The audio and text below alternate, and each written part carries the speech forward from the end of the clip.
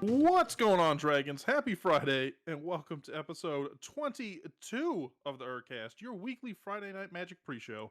I'm your co-host, Cory, and joining me this week is the man who only plays Cyclonic Rift Overloaded, Cole. I don't know about you, but I'm feeling 22, Cory. That's a Taylor Swift reference for anybody who didn't get it. That is relevant because as of recording this, the Super Bowl just took place this weekend. So, oh.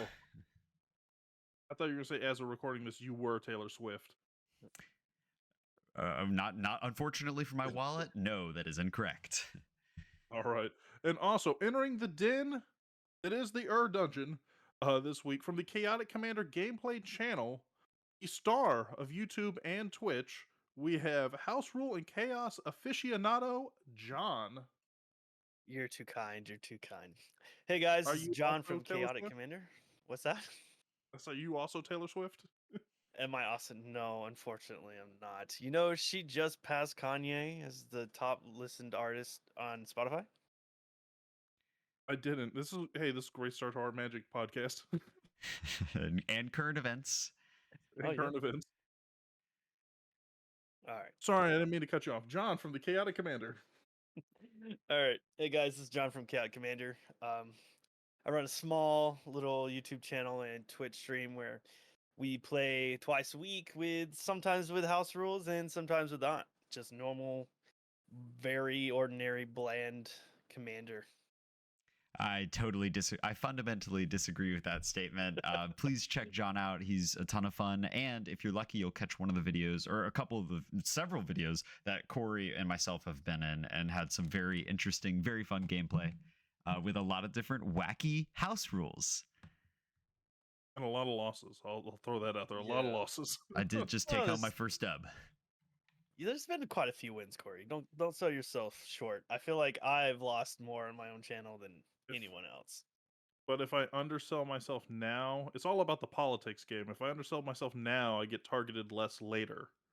So you sell yourself as not the threat, right? Exactly. I'm pre-selling myself as not the threat for future episodes.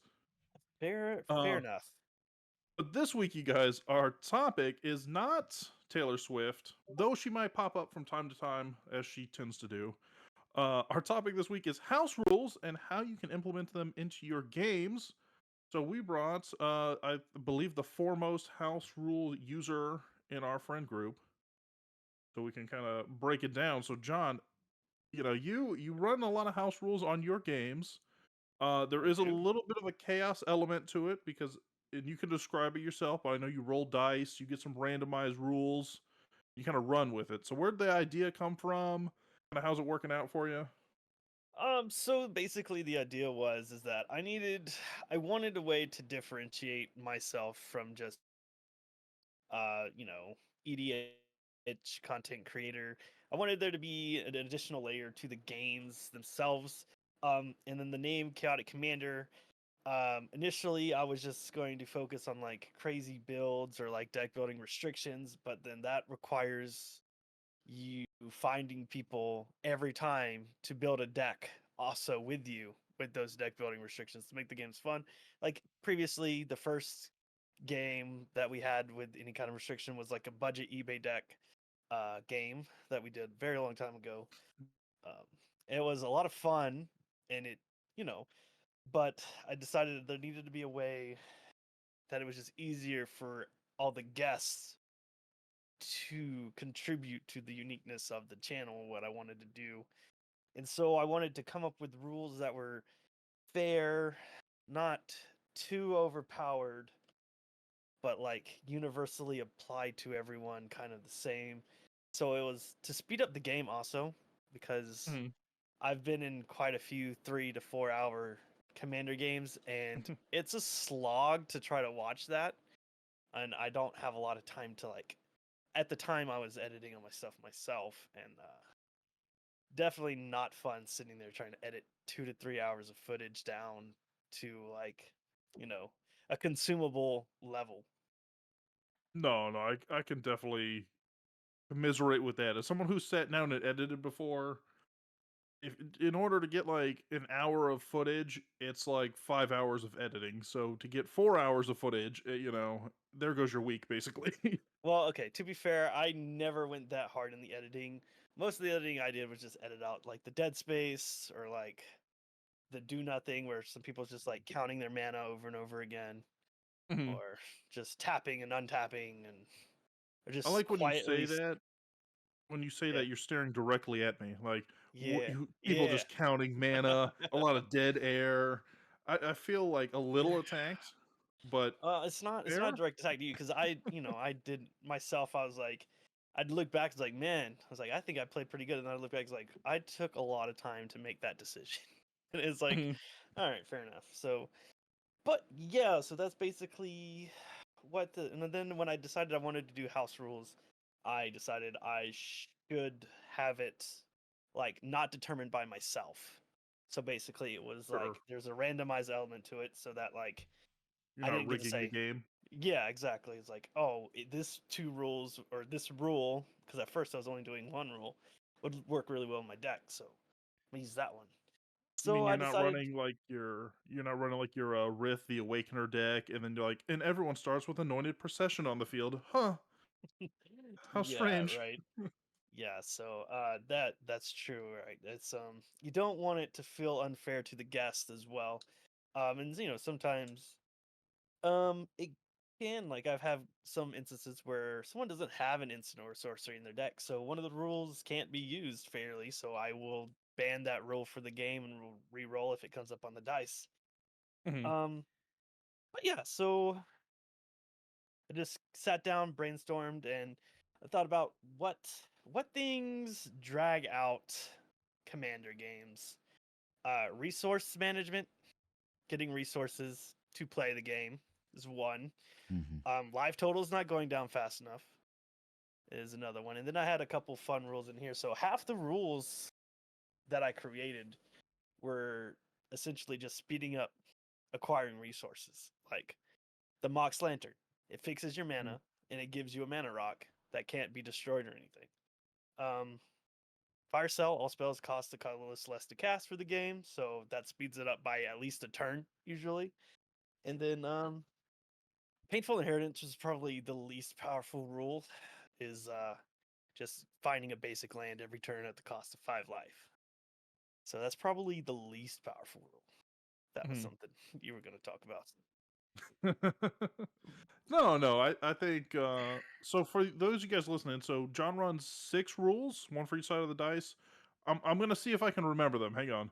Yep. So you You just went should. through Fire Sale, which is reduced by 1 colorless. You've got a Mox Lantern.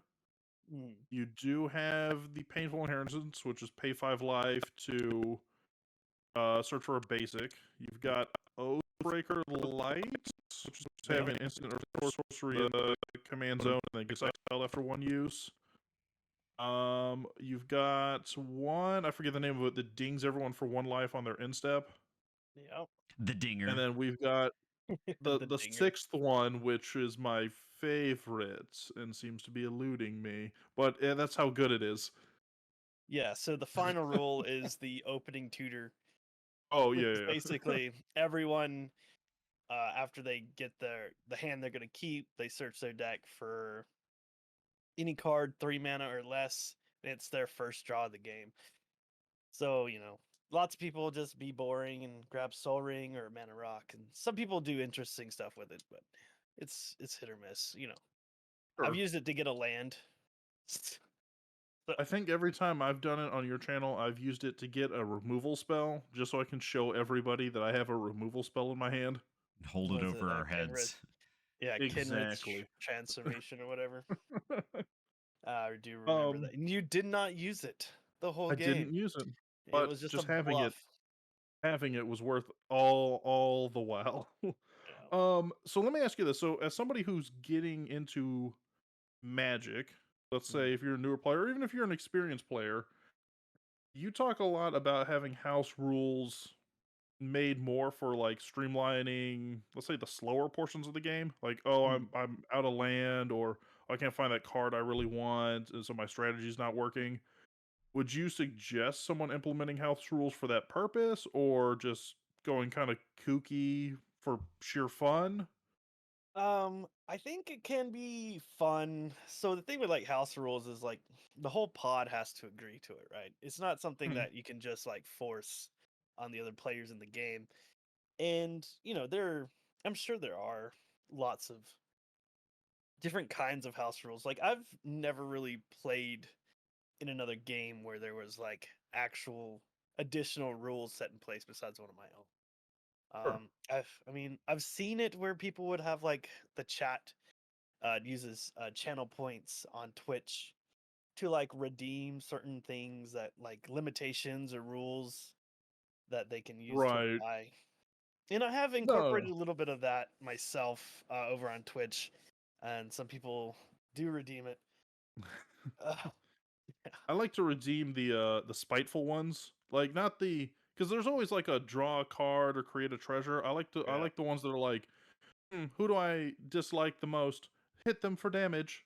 Those are yeah. the ones I want to redeem. So what I've tried to do is I didn't want them to have like super impact on the game. I didn't want someone in the chat to Mhm. force someone to lose. Like, Sure. I mean, it happens because there's like it's all so it applies universally to everyone in the pod. So if they redeem the draw, everyone draws, and if they redeem the life gain, everyone gains life. They redeem the no hand size limit, everyone gets that. So it's like I might incorporate something like that in the future, but it would be like really expensive on the channel points, and obviously the stream Sure. guests can't do But it. I mean that kind of falls in line with your house rules, right? Because your house rules are blanket applying Yeah, goodness essentially to everybody. I would say, or speeding up the game. I do have one gripe, which is why can I not redeem it if I'm on stream? What if I need the card draw, because John? because you know it's in your hand. It's just like it's unfair to everyone else. It's Really, fair. because it's on a timer, so you can't spam it.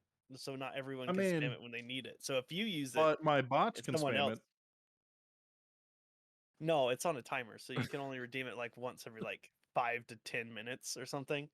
So like, I don't know. And I do want to Some of state, you them, can still kill people if somebody has no cards in their libraries and you redeem a everybody draws yeah, a card. That's a yeah, really yeah, great way no, to take somebody out. yeah. In that So one specific scenario. yeah, I try to make it clear that it doesn't like affect stuff like outside, like drawing the card doesn't trigger a shieldred, for example, to burn you everyone for 2 or gain the 2 for the like the treasure doesn't, trigger one of Artifact the ATPs, Reckless Fire Weaver or yeah, something. exactly. And it's like I Sure. want it cuz then like I don't know, it just feels nasty, I guess. Gain 5 You know, life, it's but Tainted Remedy is on the field, so everybody loses yeah. 5 life. It just feels dirty if like someone gets unfair advantage from those particular rules that the chat contributes to, which I mean it could be fun in its own way because it's like kind of chat versus the pod. Mhm. um but I don't know, it's not something I've experimented too much with, and it's relatively new. I think the last stream I had is the one where I had the most like redemptions for channel points in it. Yeah, I was clicking away. I was just Yeah, it's draw, draw, draw. one particular viewer just like was helping everybody out. Well, it So wasn't me. I only live to hinder. Right. Corey, you said something kind of interesting earlier about like house rules that you would recommend for a newer player or somebody to kind of like speed up that process.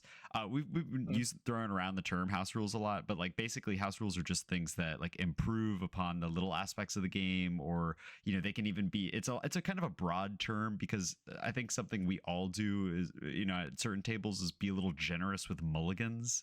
I think there's an official mulligan policy in for playing commander, but a lot of tables or pods or in your kitchen table games are going to have a more generous mulligan policy that involves free mulligans, or like, oh, I drew 7 cards, no lands, can I get an additional mulligan, that sort of thing, which I think is They a all sound just huge like that when game they do it. smoother. They do well, that's because it's always me that says it. uh,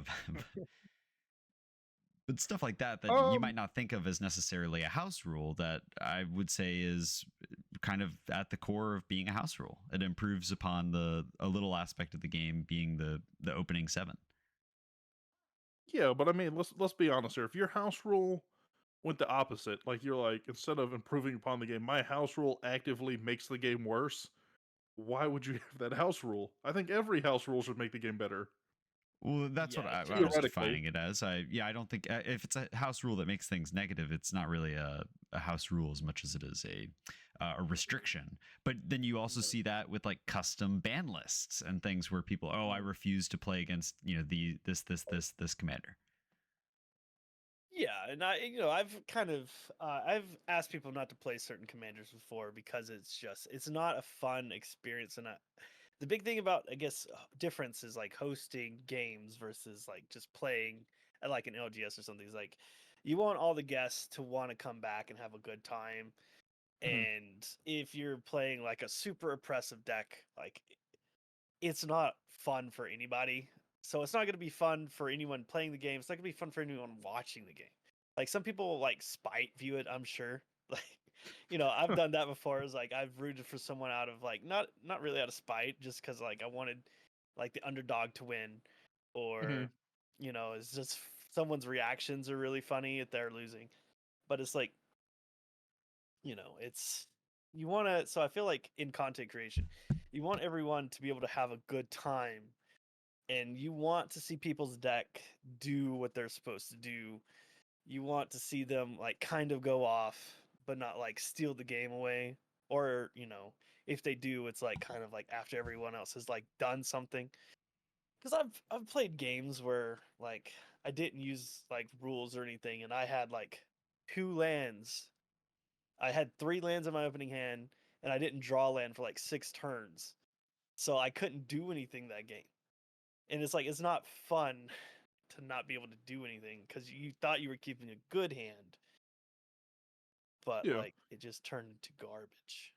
Well, and that's the thing too, right? Is if you're looking at I house don't know rules why I from see that that going on. standpoint, I mean, you gotta balance like where you're playing your game at. Because if you're doing it for content creation, you want a balanced game where everybody kind of had a shot to win, but it doesn't run so long that you're dealing with a 4-hour game.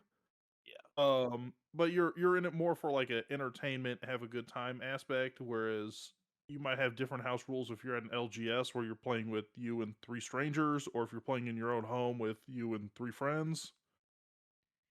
Yeah, like exactly. Like if you've got a pod that you're used to meeting up with weekly or however often, and you guys come up with a bunch of rules together, I'm sure that could be a lot of fun.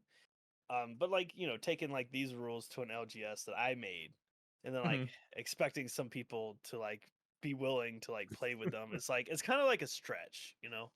What do you mean? You don't show up to the LGS and you're like, these are my rules and we play by them. Welcome to You're my asking house. if I drive 2 hours to an LGS with Yeah, with my custom rules to you try know, to get them to play. I take it for granted because Cole and I definitely live in a much larger town than you, where there's multiple LGSs within a driving No. range. Um, okay, but let me pose this to the two of you because Mm, I would argue that this kind of scenario has already happened, right? Where somebody has gone to a group of friends they've had and gone, "Hey, here's my custom rules, and we're gonna play by it," and blah blah blah. Because that's how Commander was formatted. Like Commander is just a massive house rule with its own ban list that's grown over time. But it's been built, with it was all those people sat down together and waxed philosophically about the future of the biggest format in Magic. uh Yeah, but in 20 years when I'm playing John Mander and it starts with me rolling a 6-sided die or a 100-sided die and it's got 100 different rules on it. right. That would be hilarious. But yeah, no, you're right. I guess you're right. I mean, that was obviously well before I started playing Magic. Sure. But yeah, that is a fair point. But a lot of the rules were already pre-established because of Magic the Gathering, so I feel like they just tweaked those rules. It's not like they like created a whole new, like they just changed the deck building restrictions. essentially, and the player count. Now, and the addition of the commander, because I mean, if you look at like Right. Highlander, which was kind of a similar like 100 card singleton format. But John, I have a burning question for you. I have to ask. Basically, if you bring your house rules to an LGS, are they even still called house rules? Shouldn't they be called LGS rules or like Road rules. John rules, road rules? Yeah, what you got? Yeah, so I mean, like I said, these are called the Rules of Chaos. This is what the official emblem name is that I've made. So they're just the rules for the channel. So I don't consider them my house rules. I just call them the Rules of Chaos. Now, So they what would I just what be I think that. it is, what Uh, I think it is what you're getting at is when. So you're going to let's confirm for everybody. So you're going to Chicago, BanjoCon Chicago, in a yeah, week roughly when this airs. yeah, So you are going from your house, and I won't say where because mm, there's sleuths out on the internet. of course. But you're going from there to Chicago, like Uh-huh. just Mad Max Fury Road, with your dice in tow, enforcing these rules on people as you walk around the hall. So I never said I was gonna make anyone play by these rules. I was just handing them out if anyone wants them. But because there are a bunch of people that I have previously played with these rules going to be there, and Sure. because I've played quite a few games on my channel, and quite a few of them have been with larger creators and have had these rules. Yeah, listen, sometimes I like to hop on, help the little guy out a little bit. Yeah, right, You exactly. know. Yeah, and I appreciate that. It's been a huge boost to my channel success. I like really laid down the foundation for the Chaotic Commander channel as it is now. It's all started from the ErCast.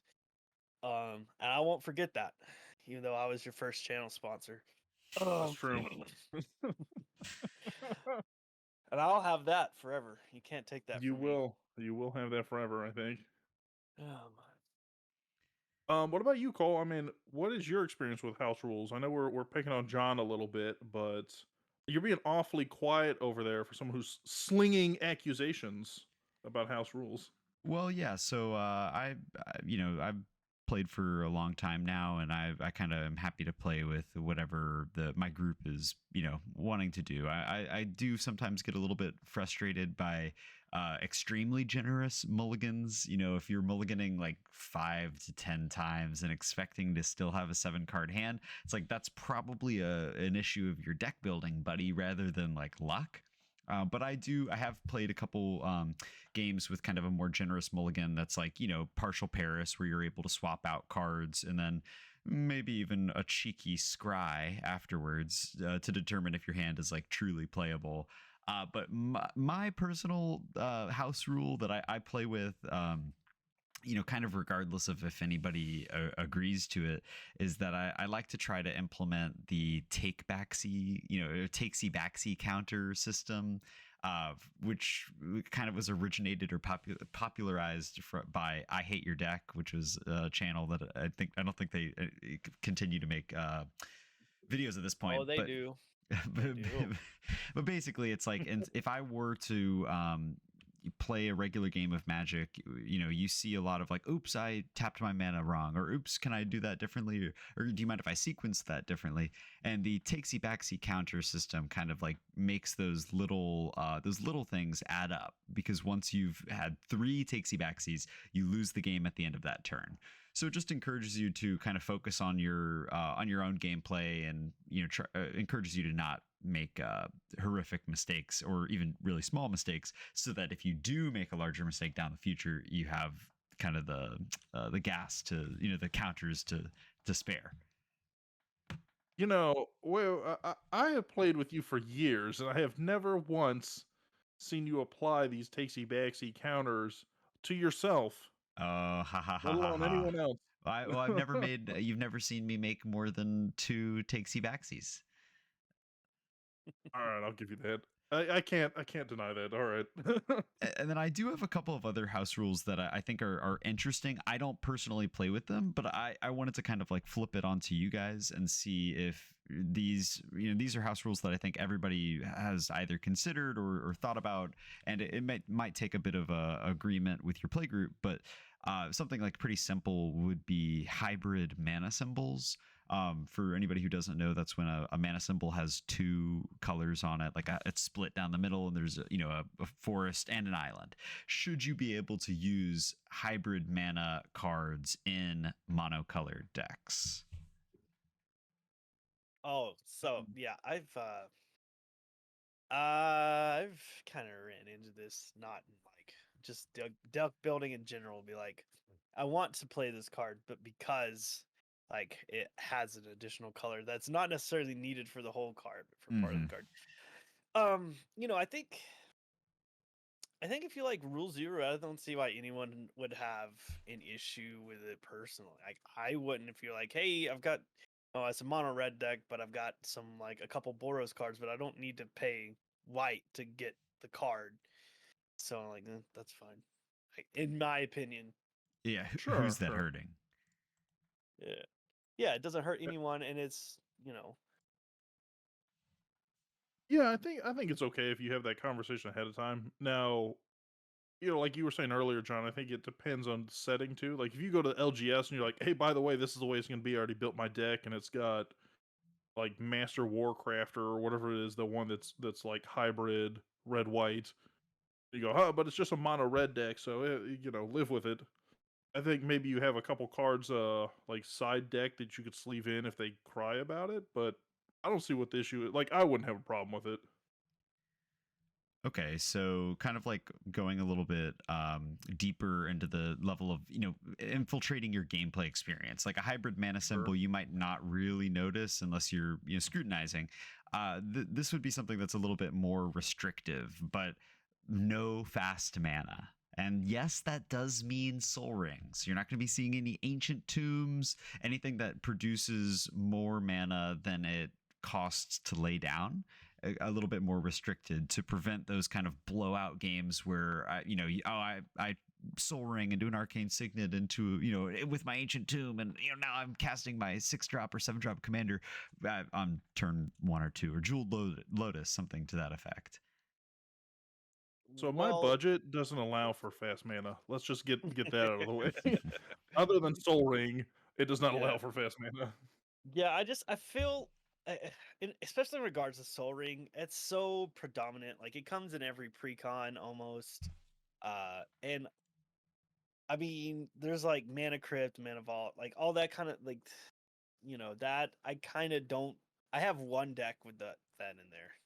That's it, and it's my Toxrill deck, and I've only played it in like when I was like, hey, we're bringing our nasty ass decks to like. Mm-hmm. So it's like Mana Crypt makes sense because it's my nasty deck. But typically, most of my decks that I build, I usually build from like bulk that I have, and I don't have a lot of bulk Soul Rings or Arcane Signet, so I'll use like 3 cost mana rocks or something. So those, I know, right? It's so bad. Like the game that I won with my Wraith the Awakener, I actually got. It's like the the worst monolith. It's like it taps for like only white, a green, or a red. So it doesn't even. It's not even. I know it's, but it was the like curve, John. The curve. I know. I get it. But like, this deck was originally built on a sub $50 price, so it's just one of the hangovers that I haven't swapped out because, well, honestly, this is like the only time I've ever drawn it, so it's the only time it's been relevant. But so what if let me ask you this one real quick. What if my deck could just make fast mana, but the card itself is not fast mana, but it could produce fast mana? Like let's say like Selvala Ice Shaper. If I had some way to abuse it to get multiple, mana lifts out a turn or something like that, would that qualify for you? You said Selvala. Hey, No. Svella's, Svella's two different characters. Svella's close to my heart. Yeah, I think that's perfect. I mean, because it's not just, it takes setup. Like you need to have your parallel lives out, your doubling season, or one of the other double token, things to get that to actually work. So the reason I ask is I actually saw this scenario. I saw a card posted like a couple hours ago before we started recording this, and I forget what the name of it is, to be honest with you, but it's a 0 mana. It's like Dark Steel something, right? But it's 0 mana, and all it says is this artifact is indestructible, and that's it. It's like 0 mana. This card's indestructible. It's an artifact. Busted. But in Urza, that's a 0 mana tap for blue, like mana rock. Well, I think that's That you actually raise a mod really sapphires. valid point that in a no fast mana meta, a lot of those like mana creating commanders like Svella or Selvala, either rendition, Yeah. kind of Svella, rise part to of the Icy Wilds. rise to the top of the echelon there because they have that advantage. When everybody's equalized, your ability to kind of come out on top with the fast mana might make a huge difference. So that's a good I point. mean, okay, I gotta interject here because Vela is not fast mana. No. Costs 3 mana to tap it no. to create an icy But mana. I'm saying if you had, really, I was thinking about the Urza example, but I'm saying if you Oh, had yeah, some no, way of Urza's generating I think a better false example mana, might be so to like speak. Kennen, Bonder, Prodigy, or like the guy who, you all of your permanents that tap for mana, they generate an additional one instead. So now your Llanowar Elves is doing a little dance every time you tap them. So I agree with your example, but I disagree that it's a better example than mine. Because Fair. I came up with mine. I mean, yeah, I mean, there's a reason why Urza is like a hated commander. People don't like seeing Urza decks is because of what you're talking about, the fast mana Sure. production, like the cheap artifacts that can just continually like escalate and like, basically get a Well, bunch of even shit on the board. I think in certain decks though, like let's say this is one from an early episode from when Dylan and I were talking about commanders, like underused commanders or commanders you should know us by. I think I talk about Merkle, Lord of Bones, and there's like an easy infinite mana you can create essentially as soon as you have Merkle out and just have an Yeah. infinite mana loop. Like Yeah, with the Devoted druid Druid. that puts a Yeah. negative. But it's only infinite green mana. So it's not technically all I need. All I need is green mana. But more to your point, I guess. So would you have a soft ban on fast mana? I guess to get back to the main point there. Oh God, no! God, no! No, This is I've- just an idea of like things that you could implement. Not that Yeah, the scientists thought that they should implement. I've never played a game. I was like, hey, look, guys, no fast mana. Like I've never done that once. So Yeah, Well, but I think to Cole's point it of feels bringing it bad up. when someone drops a mana vault or a mana crypt. Oh, And sure. you're like, oh, this is the kind of game we're playing. But it's like It feels bad when somebody drops that and you're like, I kept a 2-land hand. Well, this is gonna suck. You know? right. But no, But I it's think like, going back to Cole's point, that is like a prominent house rule you do see floated around quite a bit. yeah, you go to spell table looking for Right. games. Everyone's gonna be like, no mocks, no fast mana. It's all over. No infinites is kind of another one in that I- restrictive category. I'm sorry, I didn't mean to. cut you Well, off. no, I just was gonna say, or limiting infinite combos to be like 3 renditions and then it's done or something to that effect. I have like I don't like seeing infinites usually because sometimes they just kind of come out of left field in the middle of the game and kind of ruins the fun. Anticlimactic. Or they go infinite and they don't win. Mm-hmm. So like that kind of is like, okay, you spent a lot of time and you didn't win. The same thing with like extra turns for me is like if you're gonna take like 5 extra turns and not win, you shouldn't have taken those extra turns. You should have waited a little bit. I I think- will say though, some of the best scenarios I think are somebody goes infinite, doesn't understand how the combo works, and you're able to say, okay, you don't win this turn. Now everybody else, let's team up and just beat this guy down. That's a good feeling. No. I think there's also a difference on like the quantity of cards that go into a infinite combo. Like if it's a 2-card infinite combo or something, then you're gonna feel a little saltier about it than like All right. I built my 5-card whatever, you know. I did just say that whole thing about infinites, but I did put Sanguine Blood and The and the classic other 2-card combo. yeah, I did put that in my vampire precon that Baby's I got first from Ixalan, infinite. right? Yeah, but you have to. You have to because it's vampires. It's like, Yeah, so what it's else like am I gonna slot in it there? like Sanguine Bond and like Exquisite Blood, like it just like if I it's 2 5 mana enchantments. If I get both Mhm. of them out on the field and I have a way to gain or when you guys lose life, it's like okay, that's If you like have a way to deal 1 damage, yeah, yeah, good it's like luck. okay, so this is Deal like the this is at one. least like turn 5 or 6.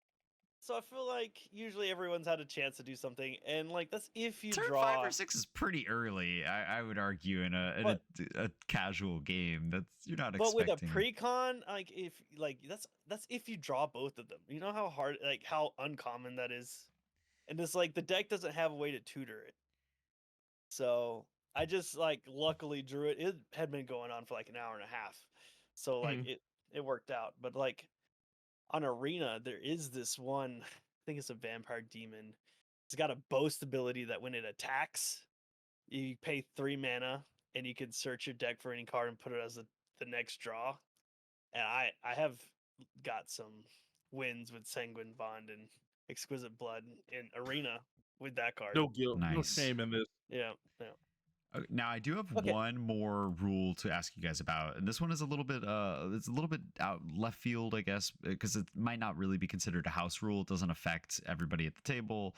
But this is like, I mean, it does in a way. If somebody were to sit down at your table and say, hey John, hey Corey, I have this deck and I'm running it with a non-legendary creature, or I'm running it with a partner commanders that do not have partner. Are you cool with me like hearing that out, or and seeing if it, what they're trying to do with their deck, or are you like, hey, it's not a legendary creature, skip out of this town onto the next one 2 hours away, LGS in Montana?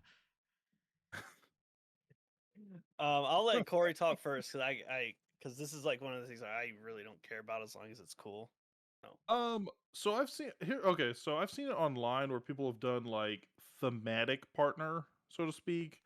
So what you might remember is over the last summer when Lord of the Rings came out, there was a lot of people talking about how Legolas was it Master of Kills or whatever, Counter and of Counter of kills, kills, Gimli, yeah. right? yeah, and Gimli weren't partners, and how if they partnered, if they were partners together, they would have been like this great deck. So I saw a lot of people rule zeroing that at the time.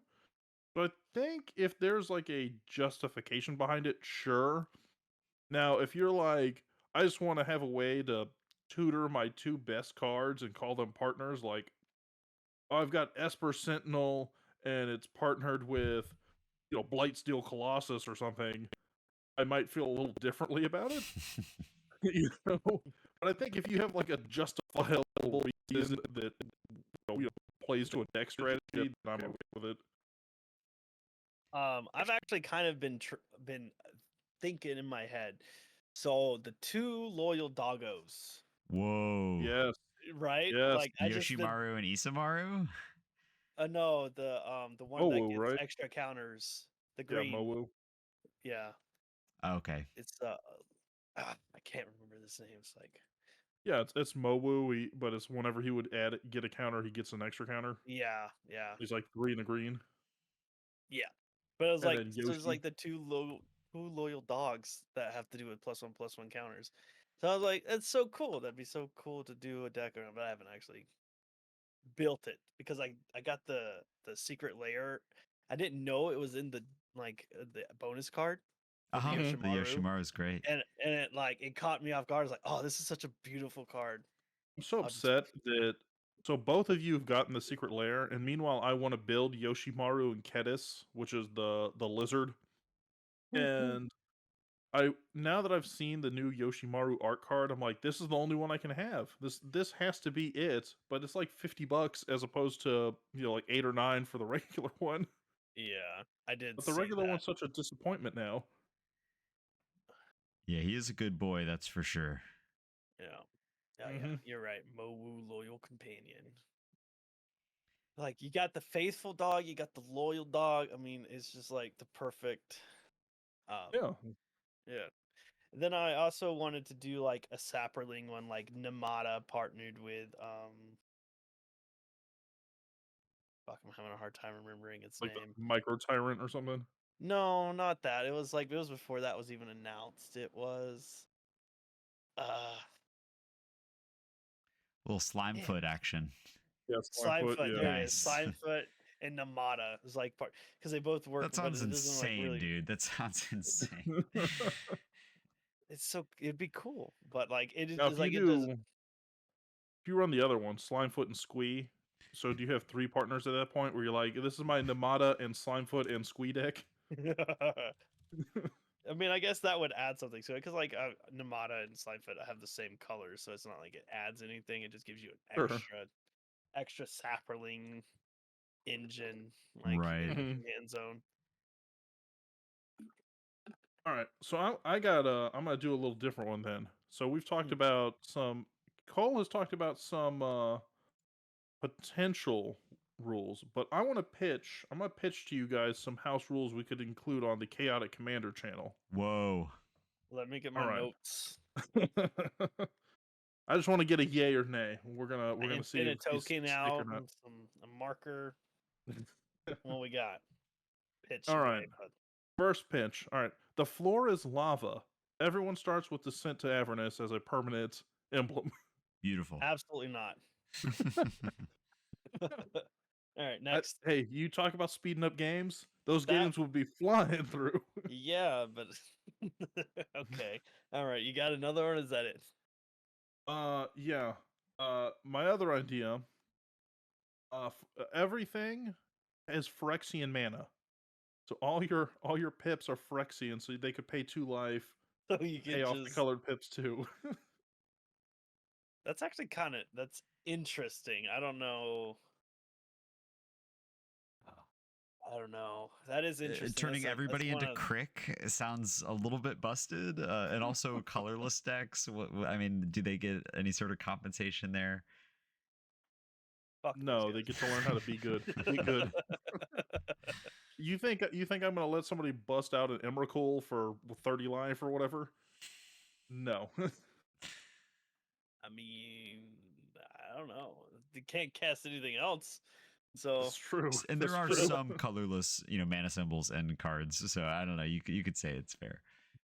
well, so that's interesting. I like that. I'm gonna write it down, but I'm not gonna incorporate it. Yeah. Now, any of these you implement, of course, we get like ad rev off of this, right? Like an No, revenue I share. don't. I don't. Oh, okay. Yeah. Okay. Damn. All right. Let's see. I call it the Tour de France. It's all cycling all the time. Every card has cycling. You can pitch it to draw. No. I've lost to a cycling deck out of nowhere. No, I have a prejudice against cycling. No, so right, that's every all I got card for would right have like now. a cycling. Yeah, every card would have cycling. I don't have a cute name for it, but what about ley lines of the, like everybody gets a ley line of their choice. Ley line of anticipation, ley line of the void. Like everybody starts with any ley line they want.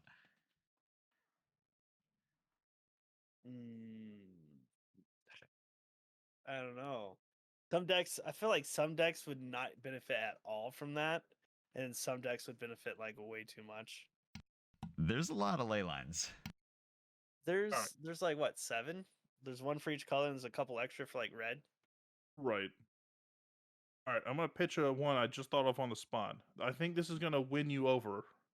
All dogs go to heaven. Every dog has undying. Only when I'm playing my Renaissance deck, but I'll put that one. Put that one down. All right. I do run the ley lines in some of my decks actually because it's really fun to ask if anyone has any pre-game actions, Mhm. and then I get to And then slap be down like, a ley line. "Whoop." And for the record, there's 12 playable ley lines. Every color has just about 2, except for ley line of the void, and then its double is there's a ley line of the guild pack, which is obviously a lot of colors, and I think pretty much any deck could benefit from that. It's basically When you chromatic say- lantern. When you say playable, does that mean there's like a style. Well, there's a Leyline. card called Ley Line. That's 3 and a green, and it's at the beginning of each player's upkeep. That player may put a 1/1 counter on target creature. It's from Mercadian Masks, and it's pretty bad, but it's technically a Ley Line. And legal. Okay, I thought we were just explicitly talking about. We're only talking about ones Ley that- Line of Abundance, Anticipation, Combustion, Life Force, Lightning, Punishment, Sanctity, Singularity, Guild Pact, Meek, Void, and Vitality. Well, let's not forget Leyline Prowler, which I think also I should be able to play turn 1. That is a Golgari, Death Touching, Mana Dork. It has Lifelink too. It does Yeah. have Lifelink too. That's pretty, It's a good that's pretty combo. good. Give it first strike and trample or something. It is the helm of my original deck when I first learned how to play Magic. That was Death Touch and First Strike. And that was the entire deck was giving all my Death Touchers First Strike. I mean, it's a pretty good way to. I feel like that's pretty solid. I'm also really I'm bad glad at you building agree. decks, so my expertise is not existent. So Fair enough. I think, All right. yeah. So we've covered house rules, covered anything like that. Now let's do the flip side real quick. Is there a house rule that you've encountered that you wish would go away? Like I'm tired of seeing people trying to force this weird house rule that doesn't actually meet Magic rules on me. Yeah, sometimes people Um, try to play like blue mana and they tap them and they like they counterspell my stuff and I'm like this is insane. This can't be legal. So Cole's house rule is no no Baral. blue. I don't. Like I said, I haven't come across too many house rules that like outside of like no fast mana and Mhm. my rules that I made. Um, Yeah, I'd like to ban all of your rules. They chafe me when I lose. Yeah, what's then you're your gonna have least to start favorite playing rule? on Like what rule do So- you not want to play with? of my own. Yeah, of your own. So my least favorite. So there's like a combo of rules that I don't allow anymore. Like I don't allow Fire Cell mixed with Mox Lantern anymore. Mm. That I think I that's played in that game, and that was a blast for me. it is really, I mean, it can be really fun, but it's like you're basically starting the game with 2 extra mana, and it's like it might make the game go a little too fast, really. But probably my weakest rule, the one that I would probably change, is the painful inheritance.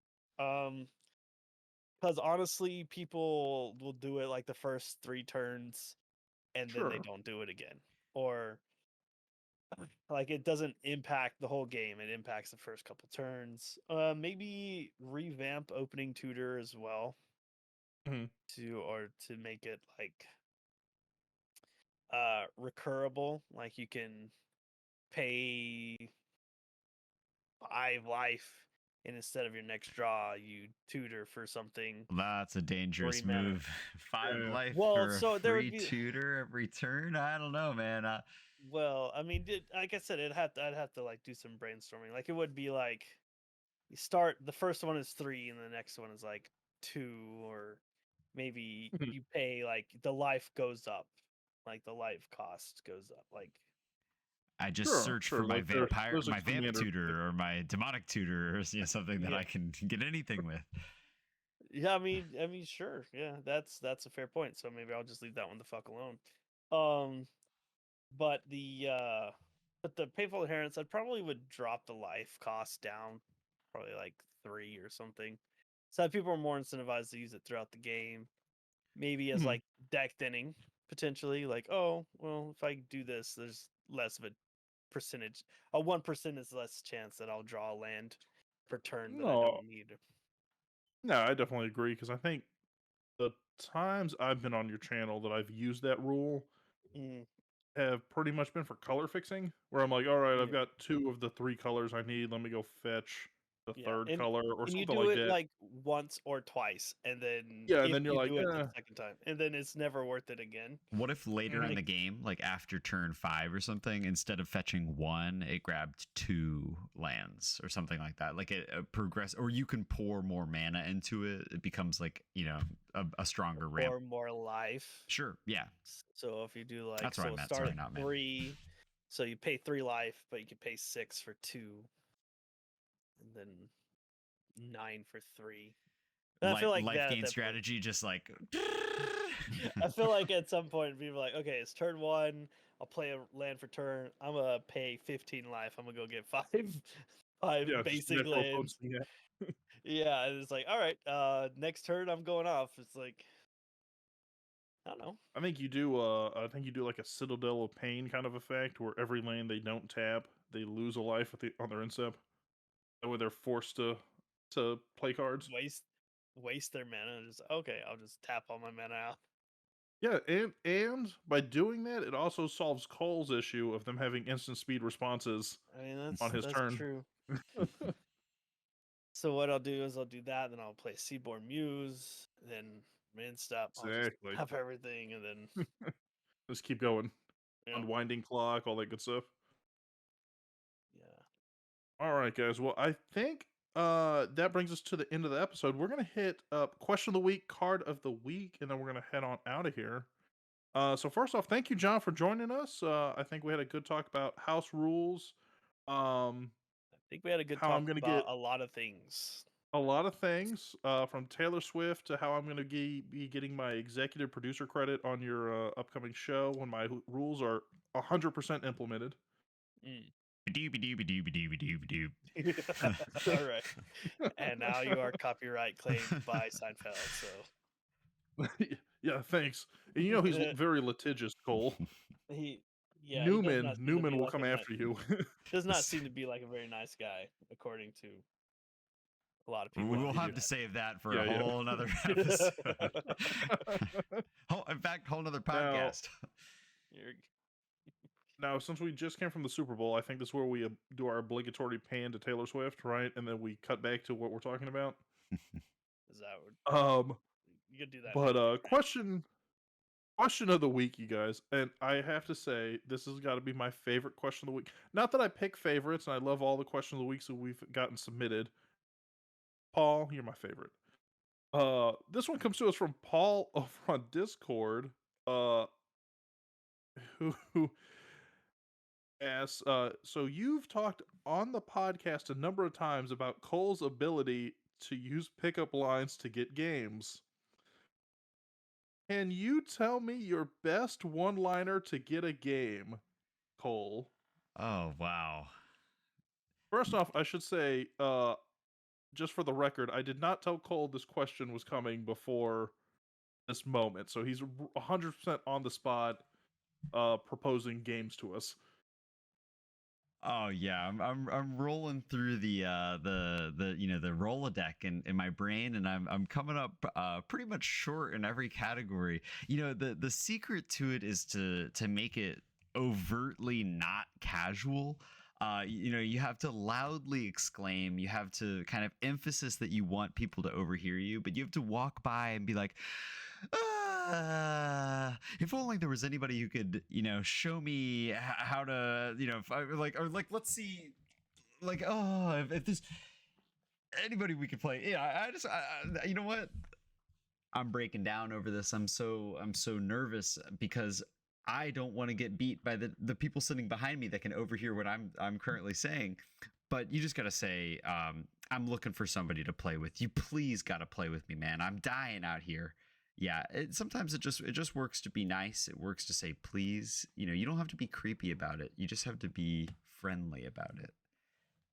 Yeah, you don't have to be creepy. You just have to give off an air of desperation. Please, won't somebody play a game with me? Works 100% of the time, 50% of the time.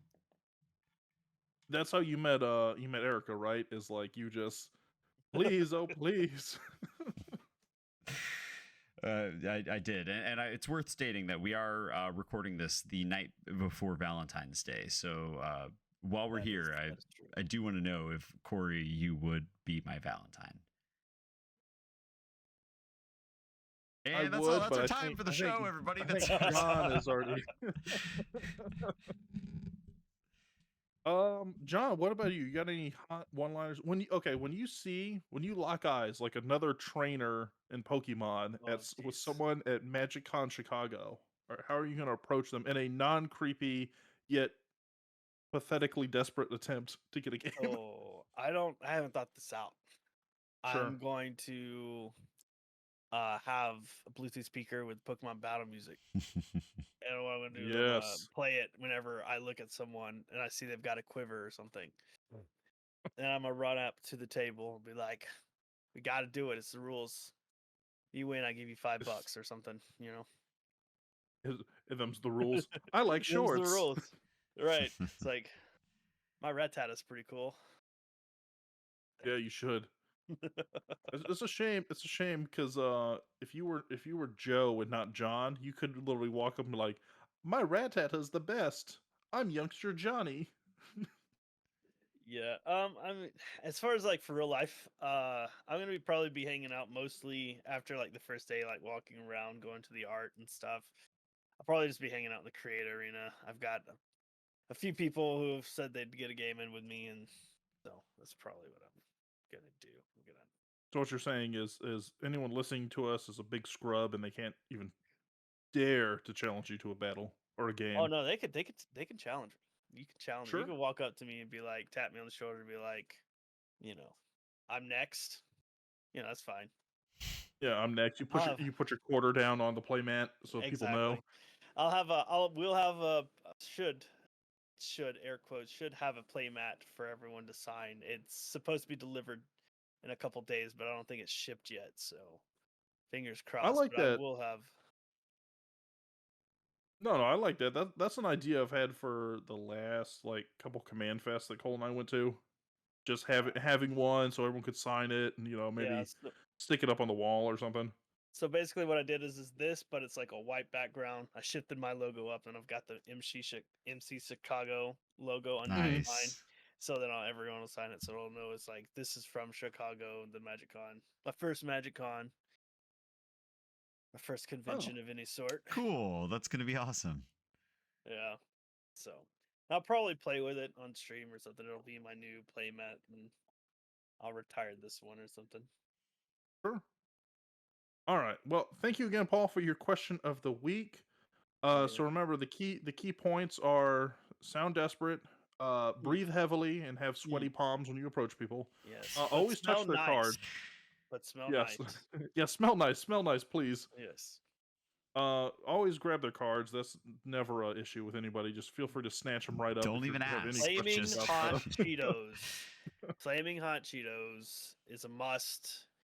The red Uh-huh. dust is crucial. It's the only way to do it. In fact, if you get a bunch of flaming hot Cheetos and you just do the LeBron clap as you approach the table, I mean, kudos on you. I mean, really, That's how all you need to people will do is flock just to you. throw 3 bags of flaming hot Cheetos at a table, and you'll have 3 people to play with like very soon. So, Yeah, they'll sprout up. like lures for Pokemon Go or something, or like incense. You just like throw it, and people will come. If you Uh, give them Cheetos, they will come. wow. All right, that's a question of the week. Cole, what do we have going on for card of the week? Card of the week this week is extremely special. This is John from Chaotic Commander Irenicus, the Shattered One. This is 2, a blue and a black for a legendary elf wizard. At the beginning of your end step, target opponent gains control of up to 1 target creature you control. Put 2/1/1 counters on it and tap it. It's goaded for the rest of the game, and it cannot be sacrificed. And whenever a creature you own but don't control attacks, you draw a card. He's a 3/3. Really, the joke here is that his name is John, and we just wanted to say a huge thank you, John, for coming on and joining us tonight. He is a super fun commander, but a lot of people play it with like the bad gifts sort of deal, but I prefer kind of the gameplay that is good gifts. You want to give people strong creatures that they can take advantage of, and then before the game is over, you homeward path, you take it all back, and you swing it right back at them. Easy peasy lemon squeezy. Actually saw someone do a build online the other day that was Beamtown Bullies, but it was Beamtown Buddies. It was kind of the same concept of like I give everybody all the good stuff, And this was weird group hug Beamtown Bully deck. Oh yeah, group hug decks. Yeah, always a blast to see on stream. Yeah. Group hug and anything that shuffles the board state around on stream for people that are remotely located. A great entertainment value. Yeah. No, I love it when people take my stuff and just have to look at it right there on the edge of my desk because I can't have it anymore. While they ask you, what did I take from you again? Let me What make does a it do? list. What does it do? What's your Uh-huh. best creature?